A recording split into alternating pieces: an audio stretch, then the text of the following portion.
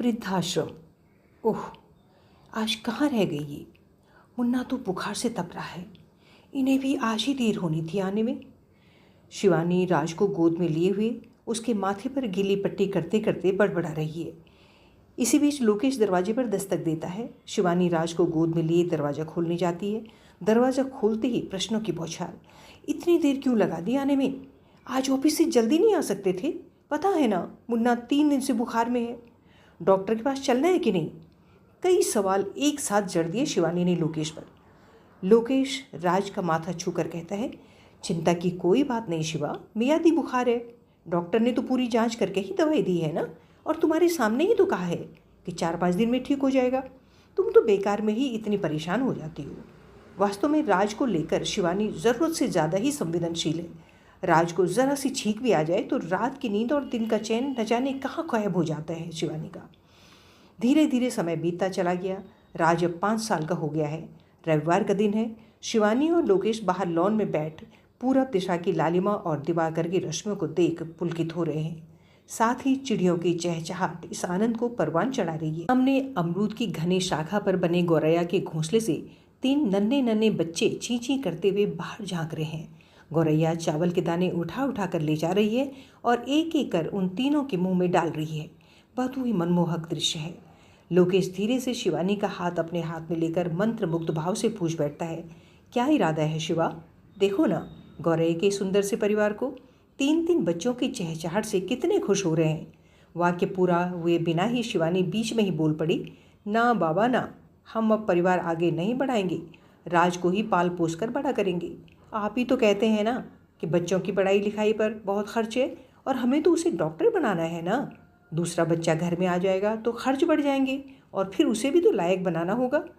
लोकेश शिवानी की बात में सहमति जताते हुए सिर हिलाता है और मन में आए हुए प्यारे से ख्वाब को वहीं दफन कर देता है। अब लोकेश और शिवानी की आंखों का तारा राज दिन दूनी और रात चौगुनी गति से बढ़ने लगा।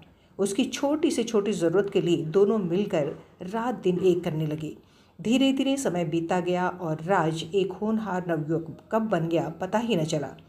पढ़ाई में हमेशा ही अव्वल रहने वाला राज मेडिकल की परीक्षा में उत्तीर्ण हुआ। फिर एक दिन डॉक्टर राज बन गया। माता पिता की खुशी का तो कोई अंत ही न था। जितनी मन्नतें मांगी हुई थी अलग अलग मंदिरों, दरगाहों, गुरुद्वारों में सब एक एक कर पूरी कर दी गई। राज के लिए नर्सिंग होम बनवा दिया गया। अच्छा ज्ञान होने से उसकी प्रसिद्धि खूब होने लगी। एक से बढ़कर एक रिश्ते आने लगे। अंत में राज की ही पसंद की लड़की डॉक्टर रश्मि से उसकी शादी हो गई। शिवानी की खुशी की लहरें तो आसमान को छू रही थी। दोनों की खिदमत में इस तरह खोई रहती कि अपने होने का एहसास भी भूल जाती। लोकेश की मीठी चुहलबाजी से ही उसकी तंद्रा टूटती जब लोकेश कहता, भाई बेटे बहू के अलावा कोई तीसरा भी है घर में, शायद आप भूल रही हैं। और फिर दोनों के हंसी ठहाकों के बीच एक दूसरे को निहारने लगते। समय भी कभी कितना निष्ठुर हो जाता है, न जाने उससे दूसरों की खुशियाँ क्यों बर्दाश्त नहीं हो पाती।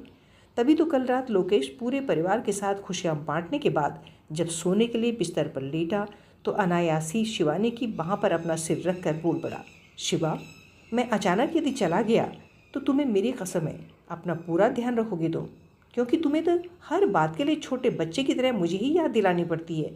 ये सुनते ही शिवानी लोकेश के होठों पर मृदु स्पर्श कर उसे चुप करा देती है। उसे क्या पता था कि यही लोकेश के अंतिम शब्द होंगे।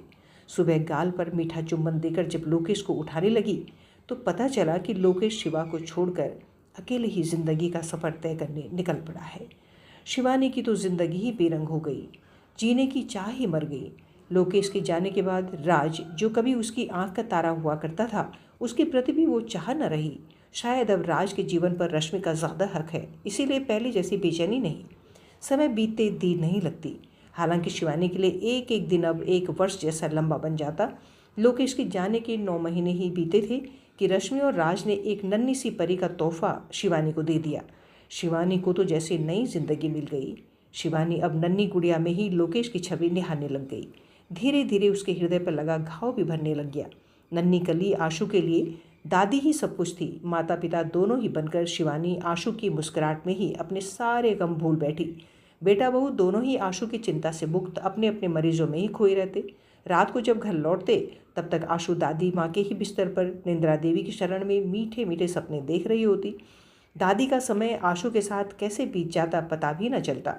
कभी लोरी सुनाने में, तो कभी तरह तरह की कहानियाँ सुनाने में, और कभी दादाजी के बारे में बीते हुए लम्हों की दास्तान सुनाने में। रश्मि और राज आशु की तरफ से निश्चिंत रहते। हर तरह से देखभाल करने के लिए इतनी अच्छी दादी माँ जो थी उनके पास। आशु अब 7 साल की हो गई, बहुत समझदार भी। तभी तो दादी माँ के ज़रा सा कराहने पर भी बेचैन हो जाती। दादी माँ को क्या हो गया, शिवानी वाला ही हृदय पाया उसने भी। धीरे धीरे शिवानी के घुटने और कमर में बहुत दर्द रहने लगा। घर का काम तो दूर, शौचालय तक अपने से जा पाना भी दुश्वार होने लगा। रश्मि और राज के लिए माँ अब एक बोझ बनकर रह गई। एक दिन आशु जब स्कूल से घर लौटी तो दादी माँ को घर में न पाकर रो रो कर बुरा हाल कर दिया। बार बार माँ को फ़ोन लगाकर पूछने लगी। माँ ने फ़ोन पर ही बताया कि दादी माँ अपने किसी रिश्तेदार के यहाँ कुछ दिनों के लिए गई हैं।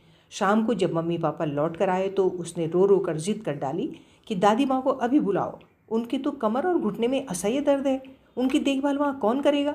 रश्मि और राज ने आशु को आश्वस्त किया कि वहाँ दादी माँ के रिश्तेदार हैं जो उन्हें बहुत प्यार से रखेंगे। दादी माँ वहाँ पर बहुत खुश रहेंगी।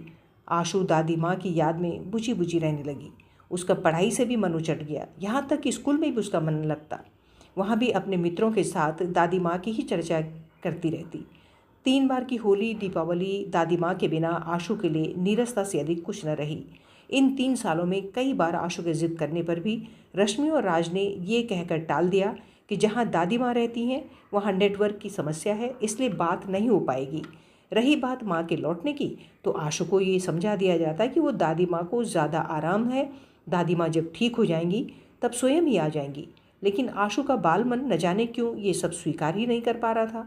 उसे बार बार एहसास होता कि दादी माँ जहाँ कहीं भी हैं बहुत दुखी और परेशान है। मन ही मन रोज़ ईश्वर से प्रार्थना करती कि जल्दी ही दादी माँ उसे मिल जाएं। कहते हैं ना कि बच्चों की प्रार्थना ईश्वर तक बहुत जल्दी पहुँच जाती है। बच्चे मन से इतने निश्चल और स्वार्थ से परे जो होते हैं। आज आशु सुबह से ही अनुभव कर रही है कि उसे दादी माँ का शुभ समाचार मिलने वाला है, क्योंकि उसने रात सपने में दादी माँ के गले से लिपटकर इन 3 सालों का गिला शिकवा सुनाकर अपना दिल हल्का कर लिया है। स्कूल पहुँचते ही जब उसे पता चला कि कक्षा अध्यापिका सभी बच्चों को लेकर आज वृद्धाश्रम जाने वाली हैं, तो उसकी खुशी का तो ठिकाना ही ना रहा। उसे समझ में नहीं आ रहा था वो किन शब्दों में अपनी खुशी अपने सहपाठियों से साझा करे। शिक्षिका के निर्देशानुसार सभी बच्चे वृद्धाश्रम के द्वार पर बस से उतर पड़े और पंक्तिबद्ध होकर एक एक वृद्ध को प्यार से मिलते हुए उनका आशीर्वाद लेने लगे। साथ ही स्कूल की दान पेटिका से खरीदे गए उपहार भी बच्चे बड़े प्रेम से बुजुर्गों को देते हुए ऐसे जान पड़ते थे मानो उनका साक्षात्कार स्वयं ईश्वर से हो रहा हो और वे ईश्वर को फूल प्रसाद चढ़ा रहे हों। कैसी विडंबना है। कभी इन बुजुर्गों ने अपने बच्चों को कितनी परेशानियों को हंसते हंसते सहकर पाल पोस कर बड़ा किया होगा, और आज अपना घर भी रहने को नसीब नहीं। आशु को न जाने क्यों इन सभी बुजुर्गों में अपनी दादी माँ की छाया बार बार नजर आ रही है। धड़कते दिल से सभी से मिलते मिलते अचानक उसके पैर जमीन में नहीं पड़ते और मुंह से हठात निकल पड़ता है, दादी माँ। शिवानी को जैसे जोर से बिजली का करंट लगा हो। वो अपने घुटने और कमर का दर्द भूलकर एक ही झटके में उठ बैठी और आशु को अपनी बाहों में भरकर स्नेहिल आंसुओं से नहलाने लगी। ये दृश्य देखकर सभी लोग भाव विवल हो उठे। अब स्थिति सबके सामने स्पष्ट हो गई कि शिवानी आशु की दादी माँ है। सही कहा गया है, माता पिता उम्र से नहीं फिक्र से बूढ़े हो जाते हैं। जब बच्चा रोता है तो पूरे पड़ोस को पता चल जाता है, लेकिन जब माता पिता रोते हैं तो बाजू वाले को भी सुनाई नहीं देता। आशु की अध्यापिका किसी तरह आशु को दादी माँ के घर लौटा लिवाने का आश्वासन देकर सभी बच्चों के साथ वहाँ से विदा लेती है। स्कूल से लौटने के बाद आशु ने आज न कुछ खाया न कुछ पिया, यहाँ तक कि स्कूल की यूनिफॉर्म उतारे बिना ही बिस्तर पर लुढ़क गई। आया दीदी विनती कर कर के थक गई, लेकिन आशु को तो जैसे होश ही न था। उसे बहुत तेज़ बुखार हो गया था। राज और रश्मि के आते ही आया ने सारा हाल कह सुनाया। आशु बुखार में बड़बड़ा रही है, दादी माँ मैं भी आपके साथ ही रहूँगी, मेरे मम्मी पापा बहुत गंदे हैं, मैं उनके साथ नहीं रहूँगी। रश्मि के माथे पर हाथ रखते ही आशु चिल्ला पड़ती, नहीं मम्मी, मुझे हाथ मत लगाना। आप और पापा दोनों से मुझे बात नहीं करनी है। मैं कल ही दादी माँ के पास चली जाऊँगी। आज मेरी अध्यापिका ने मुझे दादी माँ से मिलवा दिया है। रश्मि और राज को स्थिति समझते देर न लगी। उन्हें सब कुछ स्पष्ट दिखाई देने लगा था। दोनों में ही अपने जिगर के टुकड़े से नजरें मिलाने का साहस न था।